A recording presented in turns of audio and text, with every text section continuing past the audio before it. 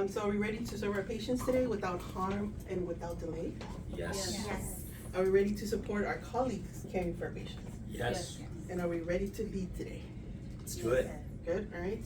So attendance, I think we're all here as support staff. Yes, we are. Next is, so Leo, if you can be the note taker and timekeeper.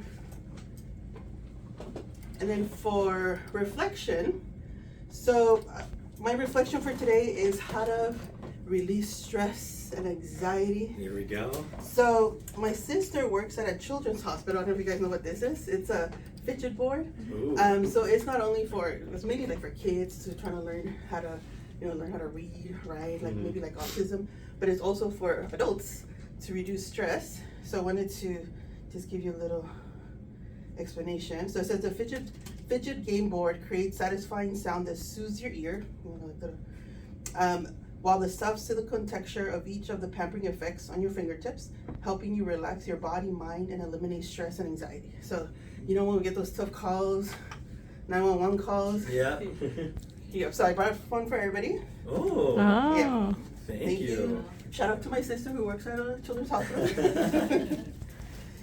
All right, so next is readiness. So step staffing. So Autumn's out sick today to make sure we rescheduled all her patients. I don't think she had any intakes today, right, Leo? No. To make sure. We're working on it. She said she'd be available for refills too. She's gonna be available. So if still anyone route needs her. for that. Yeah, so any refill requests, patient messages, still routed to her. All right, so put it green. Tech equipment and supplies. Put that red in case anyone has any issues with Epic downtime that just happened, but it should be up now. So It should be up now. let's put that correct. red for now. But All right. Experience, green. green. Processes,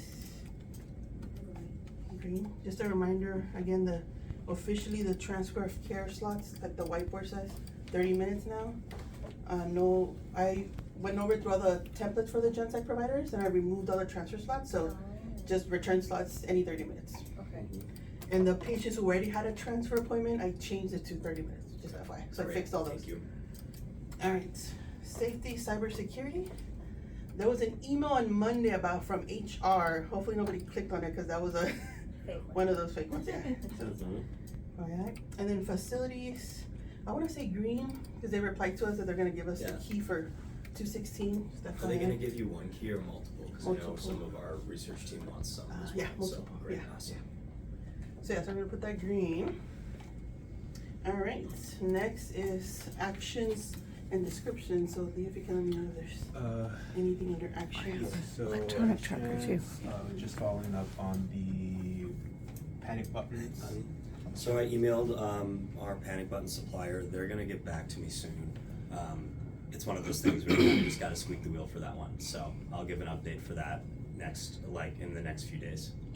And then also just following up on the automated door quote. Yep, so I spoke with Christy and requested a quote just for the front door. We have a door at our front office that doesn't open automatically, which kind of presents a barrier for our senior patients that sometimes struggle to open the door because it's so heavy. So we're trying to get a better process for that in place and looking to purchase an automatic door in that regard. So. And just Jen mentioned confirm using the 30-minute TOC slots. Yep. And also just escalating any findings to TMS people regarding last week's For the inspection. regulatory rounding, great. And Yeah, and I spoke with, they have actually a rep coming out to look at our MagVenture machines for transcranial magnetic stimulation. I'm gonna also try to speak with him and Corey on the DOT process to see who's responsible for that, just so we can confirm who to contact in that case, because I think it's both our regulatory rounding team as well as our MagVenture vendor, just to make sure that they're aligned in that. So. Under announcements, so just a reminder, today's the town hall meeting, so if you have time to listen to it, but at 9 a.m., yep. And then, I think that's the only announcement that I had. 7 is recognition, so I have 2 sets of recognition today. So the first one regarding to access, I do want to recognize 2 providers, Dr. Marienfeld for always being proactive with her fellows template, giving us more intake slots, and Dr. Ledbetter, because he's always, and every time I need him for an urgent appointment, he's always saying yes. Like I never see him say no, so they're the type of providers that I know that I can go to whenever I need like an urgent intake, even follow-up, because I know they'll say yes, or they'll try to accommodate the best possible. Yeah. And then my other recognition is Gabby and Matt from yesterday, dealing with a challenging patient. You guys did very well from what I hear. I don't have all the details, but from what I heard, you guys did very well. Yeah, once that I report comes in, we'll all escalate it to leadership, just because I think we need to have a more firm policy with our call center staff on like no walk-ins, right? Like there's a standard written. We didn't really have a lot of information in a note that was sent. It's just Correct. wants to speak with clinic manager on HIPAA. So that didn't get a lot of information. So I'm glad that everyone stepped in to help with that one, especially you, Gabby, for staying with that patient for so long. So yeah, thank you. All right, so now let's go into our alignments. So for today is Access, for here Wednesday. So first, kudos to Rocio for nicely writing this down for me. So first is just the data, like what's our goal and what we are currently. So bumper provider, we should be under 3%. We're currently under 4.18, so a little bit high. The no-shows, we're at 4.97. We should be under 5, if I remember correctly. Please correct me if I'm wrong. Late cancellations, we're at 25.30. We're supposed to be under 20. New in 7 days is 47.75. We're usually trying to reach like in the 70s, so we're a little bit low on this one. And then new in 30 days is 75, so that one we're on track for the 30 days. So we do need a little bit of improvement on the new in 7 days. All right, so then we have, so this is the report that Leo printed out of booked versus, and then arrived, So for March, just a reminder, we had 100% template utilization with 85% arrive, so that's really good. So far in April, because we're like in the middle of the month right now, so right now is currently 27 booked and 24 arrived. But again, this is just mid-month, so we're gonna do another report in May 1st. So these numbers are gonna increase, just FYI. All right, so now we're in the root causes analysis. So there's a lot of things that we can list here, but I put in like the 4 more important ones. So the first one, kind of like the barriers. So think about root cause analysis. It's how can we improve, right? So the first thing is the therapy for SBH, right? So both therapists are at their capacity. So any new referrals, we're adding them to the wait list. Gen Psych therapy, right? High demand from Hillcrest and us. We're booking September, last time I checked, right? That's correct, September. Gen Psych, our issue is the NP that's leaving. She has over 400 patients, so we need to find them a new provider. And then filling up upcoming open slots.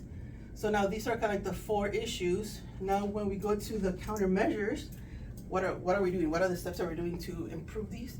So for therapy, thankfully we're getting hired in July. Yeah, we confirmed Yeah, that. We confirmed that right before I left for vacation last Perfect. week. So she's starting in July, so that'll be a huge help. Correct. So again, we're still putting people on the wait list. So pretty much when she starts, she already has a caseload pretty much, Like we already have the list of people that are gonna go with her. But Dr. Taylor did give us like a resource list if patients wants a sooner appointment. So for the HAs, I'll share that list with you guys in case you see a message saying, no, I need something sooner, refer them out.